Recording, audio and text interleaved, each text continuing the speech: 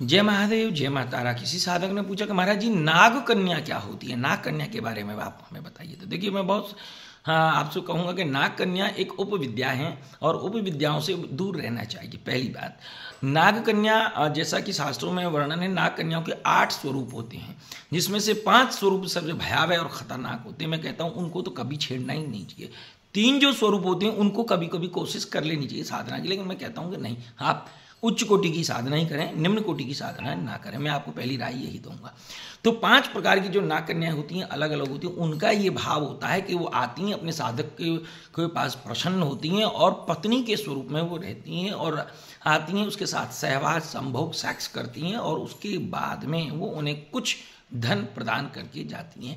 ये कई प्रकार के ग्रंथों में इसका लेख है, जिसमें बहुत सारे ग्रंथ है, जैसे रुद्रामल ग्रंथ है, शारदा तिलकम है, भूडामर तंत्र है, तंत्रोक्त है, योगिनी तंत्र है, ऐसी करके बहुत सारी पुस्तकें हैं। उन बहुत पुस्तकों में इसका लेख मिल जाता है। लेकिन नाग कन्या साधना यानी नागों की जो पुत्रियां हैं, जो नागलोक की देवियां हैं, शक्तियां हैं, उनकी ये साधना होती है। नाग कन्या की साधना एक अनुभूति की साधना होती है, प्रत्यक्ष की साधना नहीं होती है। आप बात को बहुत स्पष्ट रूप से समझ लीजिए।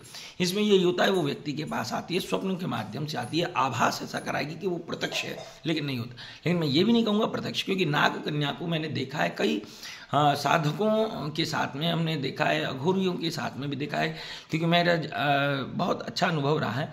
तो लेकिन अगर आपको प्रत्यक्ष करना है तो करीब 3 से 4 साल इसको लगता है और वो बॉडी के रूप में आ जाती है, जिसमें किन्नरी साधना भी होती है, नाग कन्या साधना भी होती है, देव कन्या भी होती है, अप्सराओं की भी होती है, योगिनियाँ, यक्षिणाएँ, ये सारी होती है। लेकिन सब उपविद्या निम्न कोटि की साधना है।